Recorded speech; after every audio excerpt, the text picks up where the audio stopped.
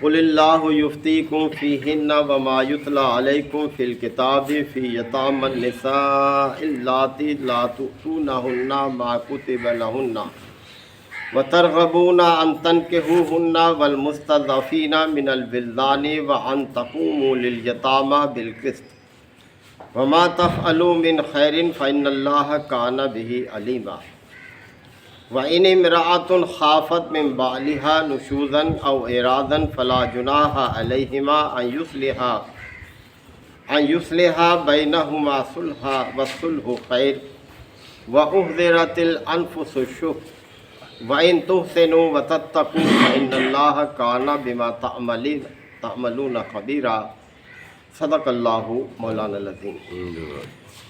سورہ نساء کے یہ 19ویں رکوع کی ابتدائی آیات ہیں۔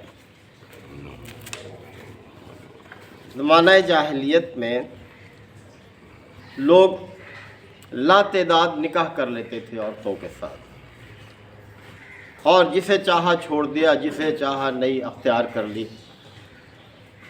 تو اسلام نے اس حوالے سے عورتوں کے حقوق، یتیموں کے حقوق، لڑکیوں کا وراثت میں حصہ، یہ سب چیزیں اس کی پابندی کی تاکید فرمائی، احکامات نازل کیے۔ اور اس سورت کے پہلے دوسرے رکوع میں بڑی تفصیل کے ساتھ اللہ تعالیٰ نے ان چیزوں کے احکامات اہل ایمان کو دیے۔ نکاح کے حوالے سے بھی اللہ تعالیٰ نے تعداد مقرر کر دی کہ کوئی مرد زیادہ سے زیادہ 4 نکاح ایک وقت میں رکھ سکتا ہے، اور اس کے ساتھ بھی شرط عائد کی ہے کہ عدل کی شرط ہو، اگر عدل نہیں کر سکتے تو پھر نہیں۔ تو بہرحال احکامات اللہ تعالیٰ نے بیان فرمائے، لیکن کچھ باتیں نبی کریم صلی اللہ علیہ وسلم سے اور بھی پوچھتے تھے لوگ۔ تو اس حوالے سے یہاں بات کی جا رہی ہے کہ لوگ آپ سے عورتوں کے بارے میں فتویٰ پوچھتے ہیں، لیکن اللہ تعالیٰ نے اس فتوے کا ذکر کیے بغیر پہلے وہ احکامات یاد دلائے جو شروع میں اللہ تعالیٰ نے دیے تھے، پہلی دوسری رکوع میں اس صورت کے، اور پھر اس فتوے کا ذکر کیے بغیر جواب دیا اللہ تعالیٰ نے، جس سے وہ فتویٰ بھی واضح ہو جاتا ہے۔ تو فرمایا جا رہا ہے کہ یہ وَيَسْتَفْتُونَكَ فِي النِّسَاءِ، کہ نبی صلی اللہ علیہ وسلم لوگ آپ سے عورتوں کے بارے میں فتویٰ پوچھتے ہیں۔ قُلِ اللَّهُ يُفْتِيكُمْ فِيهِنَّ، آپ فرما دیجئے کہ اللہ تمہیں ان کے بارے میں فتویٰ دیتا ہے۔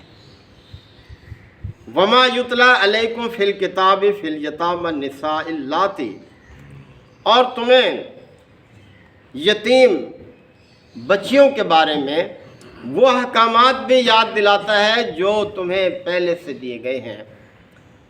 لَا تُؤْتُونَهُنَّ مَا كُتِبَ لَهُنَّ، کہ جو احکامات تمہیں دیے گئے ہیں اور ان کی تم پرواہ نہیں کرتے، وہ بھی تمہیں یاد دلاتا ہے۔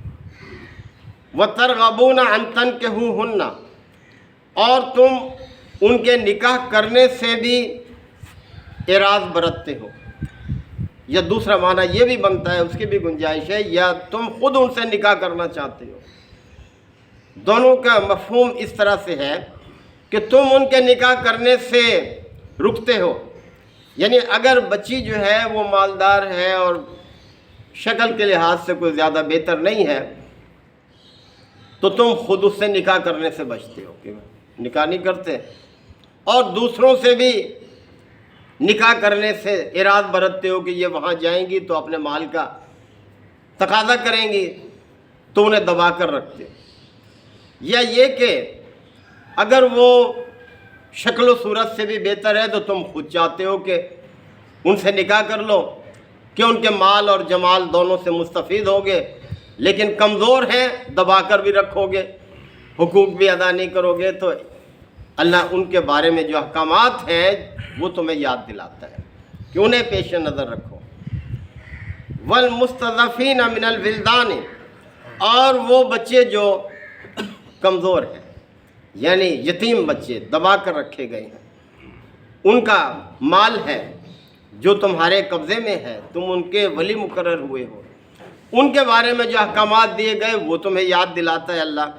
وَأَن تَقُومُوا لِلْيَتَامَى بِالْقِسْطِ، اور تمہیں تاکید کرتا ہے کہ یتیموں کے ساتھ انصاف سے کام لو۔ عدل سے کام. وما تفعلوا من خیر، اور جو بھلائی بھی تم کرو گے فإن اللہ کان بہ علیما، تو وہ سب اللہ کے علم میں ہوگا، اللہ بے خبر نہیں ہوگا تمہارے اعمال سے. اب یہاں آگے اب اس حوالے سے بات کی جا رہی ہے کہ لوگ آپ سے اے نبی صلی اللہ علیہ وسلم عورتوں کے بارے میں فتویٰ پوچھتے ہیں، تو اللہ ان کے بارے میں تمہیں فتویٰ دیتا ہے.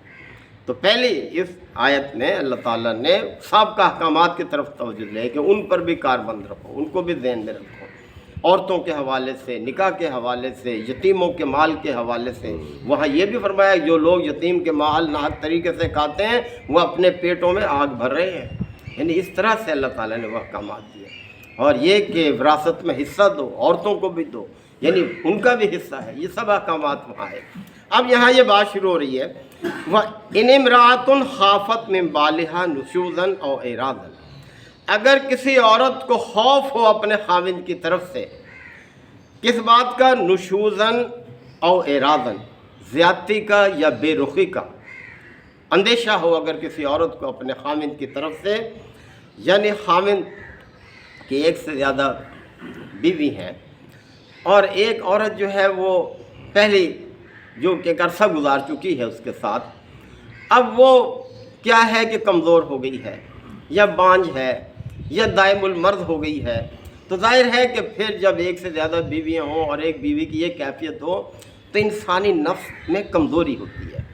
وہ لا محالہ اس سے بے رخی اختیار کرتا ہے، جو صحت مند ہے کچھ بہتر ہے اس کی طرف زیادہ مائل ہو جاتا ہے اور عدل کرنا اس کے لیے جو ہے پھر مشکل ہو جاتا ہے. تو فرمایا جا رہا ہے کہ وَإِنِ امْرَأَةٌ خَافَتْ مِنْ بَالِهَا نُشُوزًا أَوْ إِعْرَاضًا، اگر کسی عورت کو اپنے خاوند کی طرف سے کچھ زیادتی کا یا بے رخی کا اندیشہ ہو فلا جناح علیہما، تو پھر ان دونوں پر کوئی حرج نہیں ہے، اللہ نے سہولت دے دی ہے. فلا جناح علیہما، تو پھر ان پر کوئی گناہ نہیں ہے. ان یصلحا بینہما صلحا، کہ وہ آپس میں حقوق کی کمی بیشی پر کچھ صلح کر لیں، یہ بہتر ہے بجائے اس کے کہ وہ خاوند اس عورت کو جو کہ اب اس کے دل سے اتر چکی ہے اس کو علیحدہ کر دے. یہ بہتر نہیں ہے، اچھا رویہ نہیں ہے. اب انہیں چاہیے کہ حقوق کی کمی بیشی پر کچھ سلو کر لیں. یعنی جو عورت اب کمزور ہو گئی ہے یا کسی مرض میں مبتلا ہو گئی ہے وہ اب اپنے خاوند سے اس عدل کی توقع نہ رکھے جس عدل کی اللہ نے پہلے احکامات میں تاکید فرمائی تھی. وہ اپنے اس شوہر کے ساتھ کچھ حقوق کی کمی بیشی پر کیا کرے، کچھ سمجھوتا کر لے. یعنی ضروری نہیں کہ اب وہ دنوں کو مساوی تقسیم کرے، جیسے کہ نبی کریم صلی اللہ علیہ وسلم نے ہر زوجہ محترمہ کے حوالے سے دن تقسیم کر رکھے تھے، آپ عدل کے ساتھ رہتے تھے. تو اب اگر ایسی صورت ہے تو خاوند کے ساتھ حقوق کی کمی بیشی پر سمجھوتا کر لیں. اور وصلح خیر، صلح بہرحال بہتر ہے، یعنی صلح کر لینا یہ اچھا ہے بجائے اس کے کہ وہ عورت علیحدہ کر دی جائے اور پھر وہ اور پہلے سے بھی زیادہ مشکل سے دو چار ہو جائے. تو بہتر یہ ہے کہ حقوق کی کمی بیشی پر سمجھوتا کر لیں. وَأُحْضِرَتِ الْأَنفُسُ الشُّحَّ، شح جو ہے یہ تنگ دلی کو کہتے ہیں، تنگ دلی کو. فرمایا کہ انسانی نفس تنگ دلی پر جلد مائل ہو جاتا ہے. یعنی انسان کا اللہ نے بنایا ہے انسان کو، وہ بہتر جانتا ہے کہ انسان کے نفس میں تنگ دلی بھی ہے اور وہ جلد تنگ دلی پر مائل ہو جاتا ہے. یعنی وہ اس طرف مائل خدا خاصہ نہ ہو جائے کہ اسے چھوڑ دے، علیحدہ کر دے، طلاق دے دے اور دوسری کی طرف وہ بس رہے. تو بہتر یہ ہے کہ وہ اس کے ساتھ رہے. وَإِن تُحْسِنُوا، اگر تم احسان کا رویہ اختیار کرو. دیکھیں تاکید کی جا رہی ہے، یعنی احسان کرو. وَتَتَّقُوا، اور اللہ کی نافرمانی سے بچو، خدا خوفی سے کام لو. فَإِنَّ اللَّهَ كَانَ بِمَا تَعْمَلُونَ خَبِيرًا، تو جو کچھ تم کرو گے بہرحال اللہ اس سے باخبر ہوگا، اللہ کے علم میں ہوگا. اللہ تمہیں اس کی بڑی جزا دے گا، تمہارے اس حسن عمل کی جزا دے گا کہ تم اسے بھی ساتھ رکھو اور اس کے نان نفقے کا، کھانے کا، پینے کا، لباس کا، اس کے علاج کا جس حد تک ممکن ہے اس کو تم اپنے ساتھ رکھو، اس کے ساتھ علیحدہ نہ کرو اپنے سے. اور جس طرح تم زیادہ مائل ہو چلو ہوتے رہو، لیکن اس کو بھی محروم نہ کرو. وَلَن تَسْتَطِيعُوا أَن تَعْدِلُوا بَيْنَ النِّسَاءِ، اللہ تعالیٰ نے فرمایا کہ تم عورتوں کے درمیان بالکل عدل کر بھی نہیں سکتے. وَلَوْ حَرَصْتُمْ، اگر تم چاہو بھی تو نہیں کر سکتے، کیونکہ تمام بیویاں ایک جیسی خصوصیات کے حامل نہیں ہوتے، کسی میں کوئی خاصیت بہتر ہے، کسی میں کچھ کمزور ہے، تو بہرحال انسان کمزور ہے، اس کا نفس جو ہے وہ جلد تنگ دلی کی طرف مائل ہوتا ہے۔ تو فرمایا کہ اگر تم چاہو بھی تو تم پوری طرح سے عدل نہیں کر سکتے عورتوں کے درمیان، فلا تمیلوا کل المیل، اور اس طرح بھی نہ جھک جاؤ کسی بیوی کی طرف، فتذروها کالمعلقہ، کہ دوسری کو تم لٹکتا ہی چھوڑ دو، اس کی پرواہ نہ کرو، اتنے بھی مائل نہ ہو جائے اسے، یعنی خیال رکھو۔ وَإِن تُصْلِحُوا، اور اگر تم سلو کر لو، وَتَتَّقُوا، اور اللہ کا تقوی اختیار کرو، فَإِنَّ اللَّهَ كَانَ غَفُورًا رَحِيمًا، تو اللہ بھی بہت درگزر کرنے والا ہے، رحم کرنے والا ہے۔ اللہ تمہاری کمزوریوں کو سمجھتا ہے، اگر تم سے کوئی بے انصافی کہیں ہو بھی رہی ہے تو اللہ درگزر سے کام لے گا، لیکن احسان کا رویہ اختیار کرو۔ تو یہ ساری ہدایت اللہ تعالیٰ نے دی ہیں، اللہ تعالیٰ آیات کو سمجھنے کی عمل کی توفیق عطا فرمائے۔ وآخر دعوانا الحمدللہ الحمدللہ وکفیٰ وسلام علی عبادہ الذین اصطفیٰ ربنا آتنا فی الدنیا حسنۃ وفی الآخرۃ حسنۃ وقنا عذاب النار وادخلنا الجنۃ مع الابرار یا عزیز یا غفار یا رب العالمین۔ اللہم انک عفو کریم تحب العفو فاعف عنا۔ اللہم من احییتہ منا فاحیہ علی الاسلام ومن توفیتہ منا فتوفہ علی الایمان یا شافی الامراض اشف مرضانا ومرضى المسلمین یا قاضی الحاجات اقض حاجاتنا وحاجات المسلمین۔ ربنا تقبل منا انک انت السمیع العلیم وتب علینا انک انت التواب الرحیم۔ صلی اللہ تعالی علی خیر خلقہ محمد وآلہ وصحبہ اجمعین۔ الحمدللہ۔